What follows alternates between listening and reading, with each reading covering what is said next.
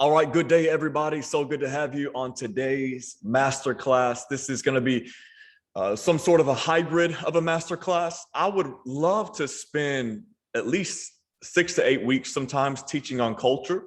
Today, I'm going to give a very general overview on what culture is, why we ought to care about our culture, how to establish culture. But a little about myself, if you don't know, my name is Tyler, and I am the CEO of Valor Coaching Agency, and it's a joy to have you on this call today. I hope and honestly pray that when we shut down this call, whenever you close your phone or close your laptop, that you've walked away with value, that you've walked away feeling all the more confident and courageous to lead your teams diligently and powerfully toward the vision that has been placed on your heart. Culture is a big deal when it comes to your organization.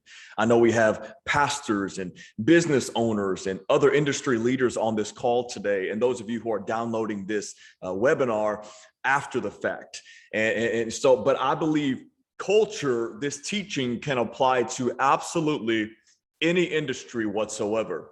So I just really hope to bring you value today. I have been now in leadership just 12 years, and I have been part of incredible organizations with incredible products, but toxic culture.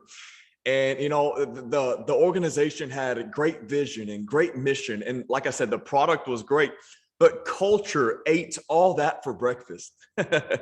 So we didn't actually get closer to our goals. You know, our staff turnover was incredibly high, and our clientele turnover, you know, the retention absolutely sucked because the culture was toxic. We weren't intentional about building a healthy, thriving, prosperous culture. So we didn't see the results that we dreamt of. We didn't, you know, tap into what could have been, because culture, at the end of the day, it's what keeps people. It's what provides clarity. It is the result or the harvest of your implemented values. Your culture is driven by your values. If you don't know what your culture is, check your values, because that's all culture is. It's harvest. It's a result of the values that you've implemented. Okay? You're here today, I believe, because you understand, one, that culture matters, or you want to see what the big deal is regarding culture. Again, this is going to be a very brief overview on what culture is. If anything today, leaders, if anything, two things rather, I want to commend you for leading so well and so diligently and making the move today to jump on this masterclass, because you say, I want to grow. And secondly, if anything, I want to provoke your awareness for the need of establishing a healthy culture in your organizations. The CEO of Bamboo HR said this. They said, if you create a great place to work, great work takes place. I love that. If you create a great place to work, that's culture, great work takes place. Okay. The Bamboo HR team also said this, that 94% of those surveyed said that company culture is important to an organization's success. 94% of people that they surveyed said that company culture is important to an organization's success. I could not concur more with that statement. I want to paint a couple of things that culture is. Really the combination of. Culture is the combination of what is created and what is allowed. I hope you brought your notepads today, because I'm going to try to give you some really helpful content with this. Culture is a combination of what you create and what you allow. What you are intentional with and what you are passive with. If I brought two plants from the sides of this room up to the screen today, and one plant was alive, that means it was tended to, it was cultivated, it was cared for. Somebody was intentional with it. It was created. If that was a healthy and thriving plant. If I brought this plant over here and it was dead and decaying, that means somebody was passive with it. Every organization is made up of the two. And hopefully the majority of your culture is healthy because you were intentional with it. So again, culture is a combination of what you create and what you allow. Again, I'm just painting this picture. Culture is essentially harvest, like I said earlier. If you went out to a field, a farmer's field, and the crop on the left side was cultivated well and cared for, it would be thriving. But on this side of the field, if they didn't care for it and they were passive with it and they just allowed, different, insects and other disease to come in and enter, it would be a harvest as well, but not a thriving and healthy harvest. And again, every organization that I've ever worked with and ever been a part of, it has a combination of the two. Once again, culture is essentially the result of your implemented values, okay? Or I guess lack of. You say you have a value of excellence and a value of integrity and a value of hard work and a value of fun. We say that sometimes on our websites in lip service, but we don't actually have a process of implementation, right? That results in the culture that we desire. So we put it on, the walls of our company, and it's everywhere, but it is completely in contrast to what people actually experience when they experience your company, your organization, your team, your product, whatever it might be. So once again, we're still on the point that culture is a combination of what you create and what you allow. If you don't want it, listen, leader, we got to listen to this one. If we don't want it in our organization, we cannot allow it. I want that to sink in for just a minute. As leaders, at the end of the day, we must accept responsibility of the state of our culture. If we do not want it, we should not allow it. We have what we allow. Period. We have what we allow. And I know that you might feel like there are exceptions to that, and there might be that I haven't thought of, but and I understand sometimes we have leaders, above us and all that stuff. Maybe you're leading without being in charge. I understand there are many different, contexts on this call right now, but I'm speaking if it is anywhere in your stewardship and there's something in there that you don't want, do not allow it. Have the conversation you need to have, create the systems and the processes that you need to have, create major accountability, especially if you confess, that you have a value of accountability, but yet on the other side, you have something that you don't want in your culture, then there's a disconnect. And maybe that connecting point, maybe that link in the chain is you having a confrontational conversation. By the way, confrontation doesn't always have to be bad. Sometimes confrontation is a beautiful thing because it can help resolve conflict and move the relationship forward. Okay. So again, culture is a combination of what you create and what you allow.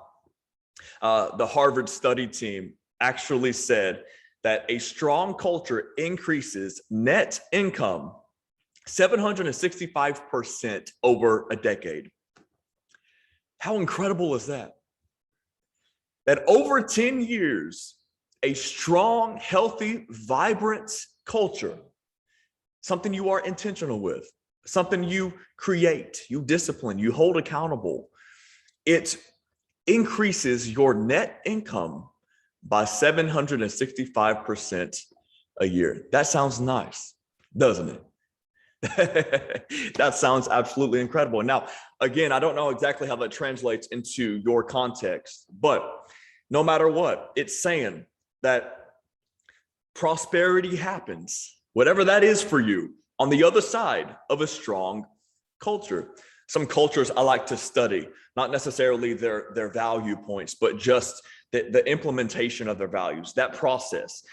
Companies like Disney, companies like Chick-fil-A, when you go through and they say my pleasure, that's a cultural thing.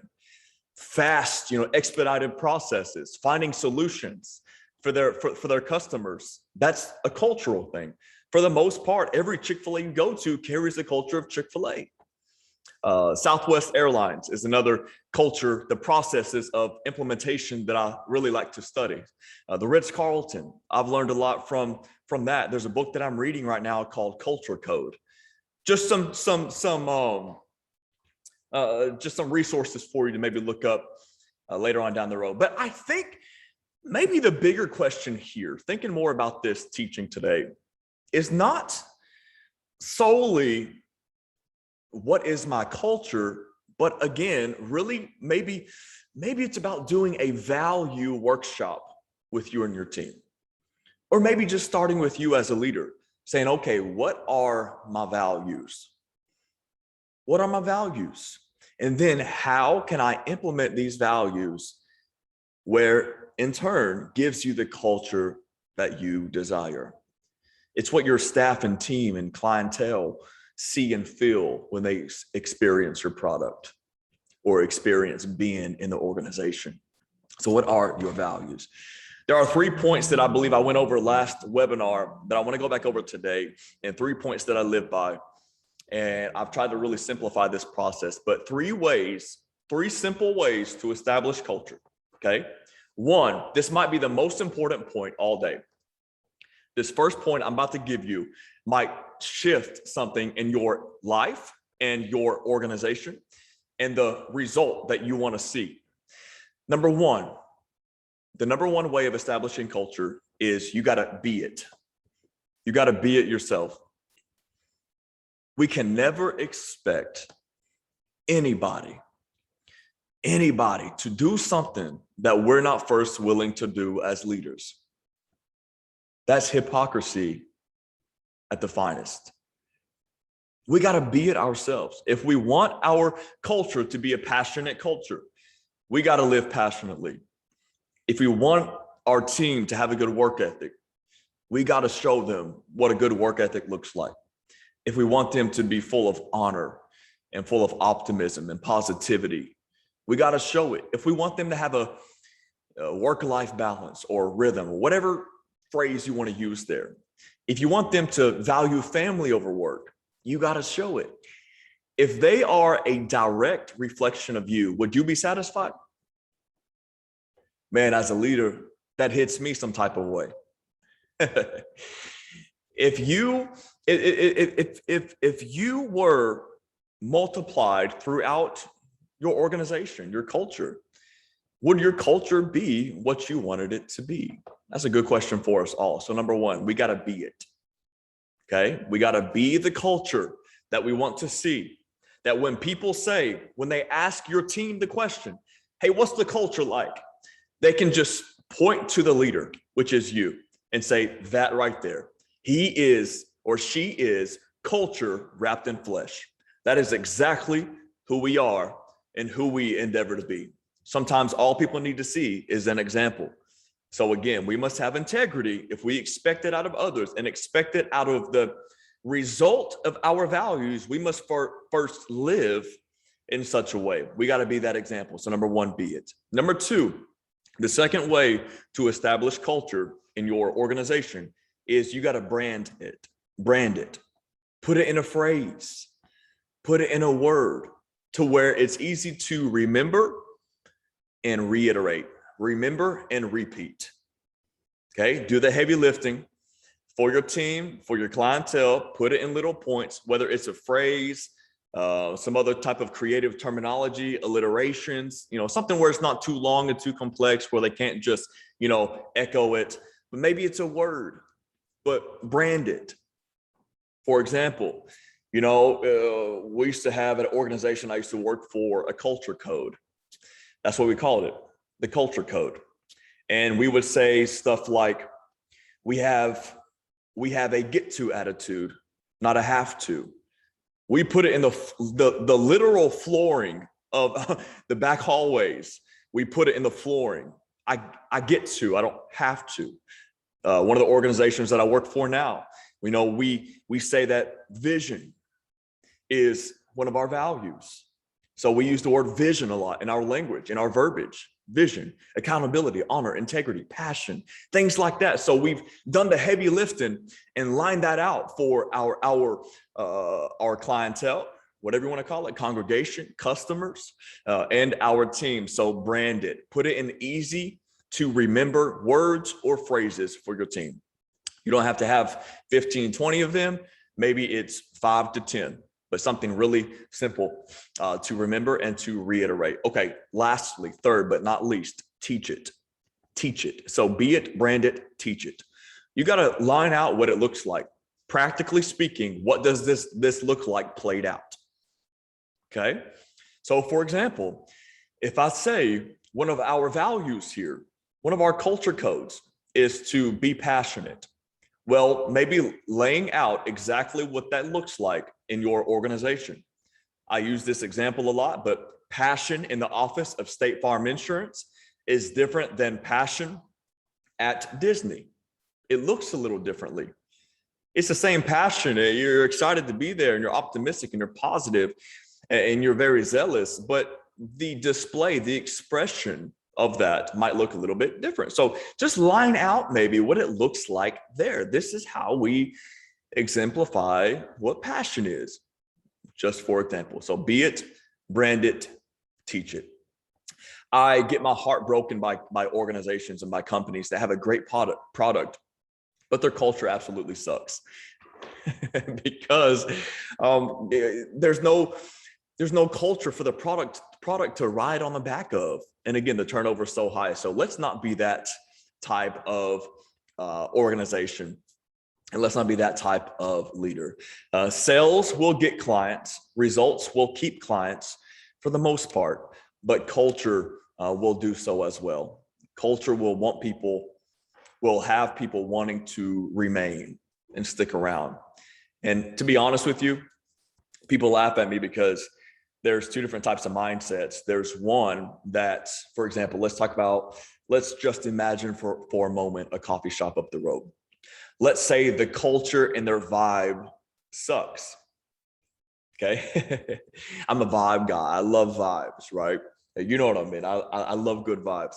I got some of the crew over here, but their coffee is incredible.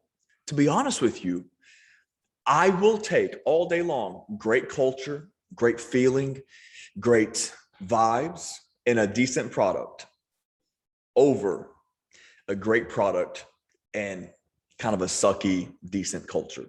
Maybe that's just me, but that will keep me hanging around. Quite frankly, there's a coffee shop not too far away from my house. And because of the feeling that I get when I go there, I actually don't really like their coffee too much. Okay, I won't say any names. There are multiple coffee shops in this town. There's a good coffee shop here downtown where I am, but that's not the one I'm speaking of. But it's the culture that keeps me coming back. And it's so funny, but it's so true. It's culture that draws people. It's culture that makes people want to be a part of your organization. Now, should we double down on the quality of our product? Absolutely. Don't let that be at the cost of culture. But my point is, people thrive in good cultures. Okay. So there are a few questions that are worth asking all of our organizations today. A few questions. I want you to write these down if you're taking notes. As you get out your notepad, if you don't already have it out, I want to see a couple people who are on today. So good to have you. I see you over there. Some of my family right here. I see you. Let's go. Okay. The first question to ask yourself, write this down. What do you love about your culture? What do you love about your culture? I'm actually going to give you a couple minutes to write some of this down. Okay. What do you love about your culture? What have you created? What have you been intentional with that you love about your company's culture? Company, business, organization, whatever you want to call it. What do you love? Do you love how excellent you are in your systems? Do you love your team chemistry? Do you love the feeling that you get when you walk into the office? What feeling is that? Is it because of certain senses being hit? You know, as practical as this is funny, but it's real. As you know, a good piece of art or a candle or music. What sense is being hit that you really appreciate about your culture? That's a very surface thing, but that's one of those things that matters. What do you love about your culture? Write that down. What do you love?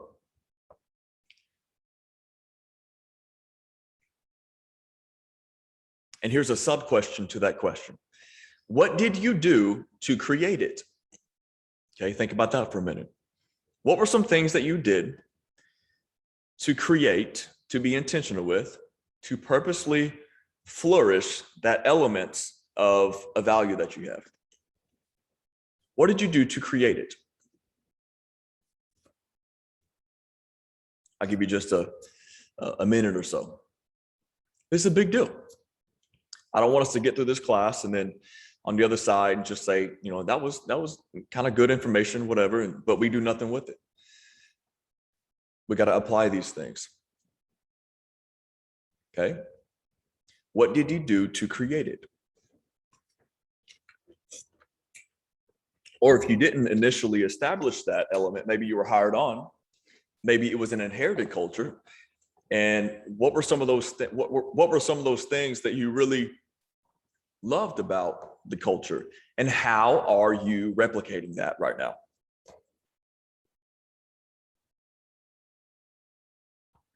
And then the next question on the first question, number one, we're still on number one, is how can you continue to replicate that? What are some things you can do to replicate? So what did you do to create it? The thing you love about your culture. And then how can you continue to move that forward?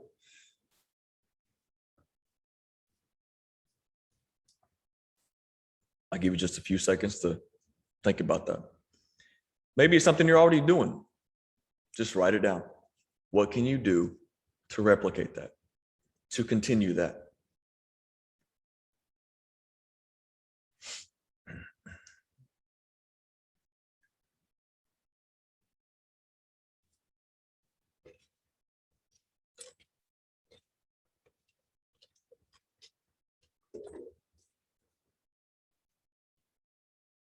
Okay, we'll continue on for time's sake, but I encourage you to go back to this. The second question, what do you want gone from your culture? Come on, let's be real. We got to face it. We got to face the facts here.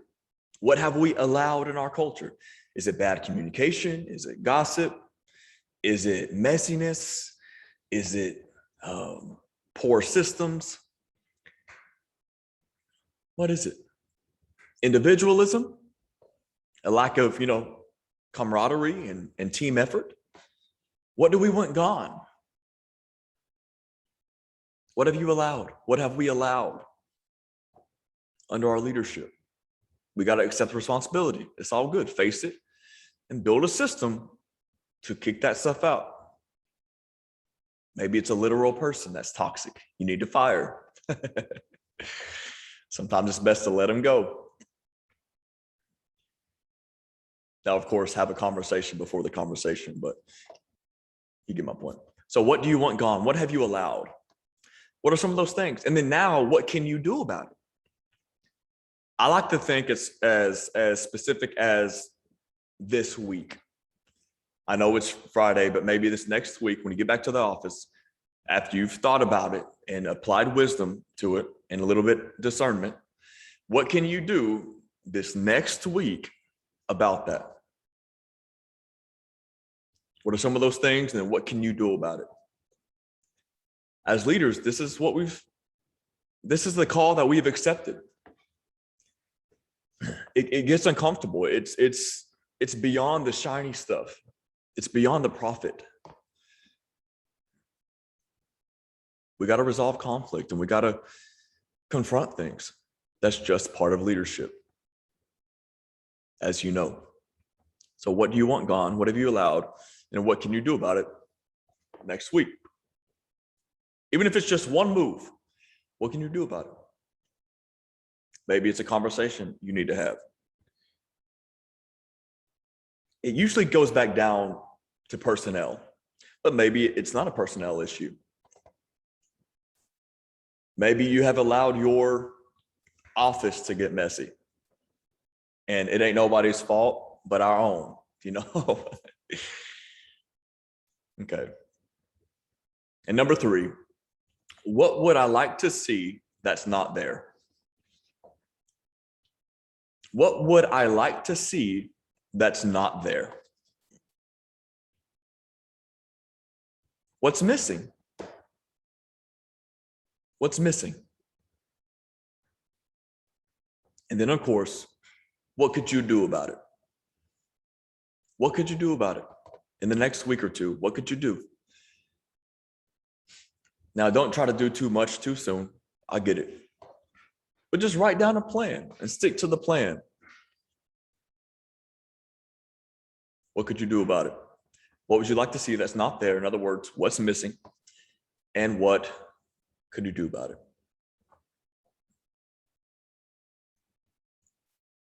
I hope today that you believe that culture absolutely matters.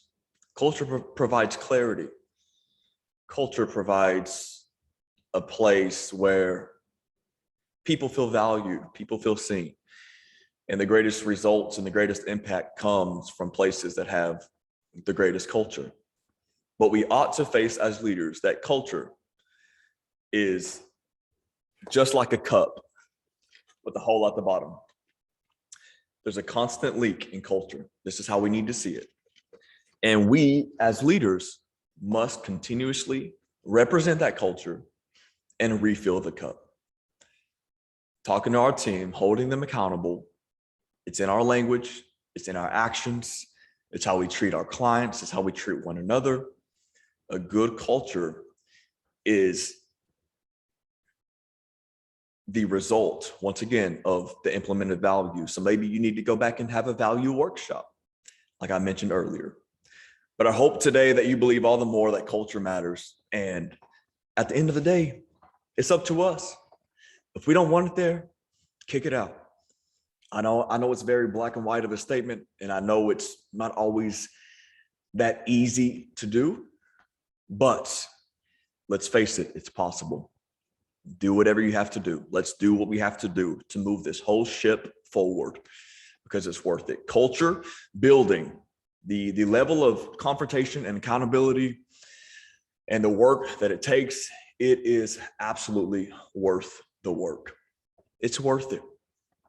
And again, it's what will allow you to have your maximum impact and reach the vision that is so deeply sewed into the depths of your heart. And I hope you're encouraged today. That's all I have for you. A short, quote unquote, masterclass on culture. And I would love to talk to you more individually. If you want to have a conversation, all you have to do, just go to valorcoachingagency.com, valorcoachingagency.com. Just book a call. We're giving away free 15-minute conversations right now. I love to serve you in any type of way. I understand the challenge of leadership, and I just commend you all for leading people. Keep it about the people, and always put family first. Okay, family. Again, valorcoachingagency.com. I would love to have a conversation with you. We got a lot of awesome stuff happening right now in Valor. We're doing some marketing consulting, some media consulting, and of course, we are primarily a leadership coaching agency. So let's have a conversation. I look forward to seeing your face via Zoom, talking to you soon. And if you are in the Shreveport, Bossier City area, of course, we can definitely meet in person. I would be glad to buy you coffee or a tea or a sparkling water. Okay, family, God bless you. Much love to you. Thanks for doing what you do.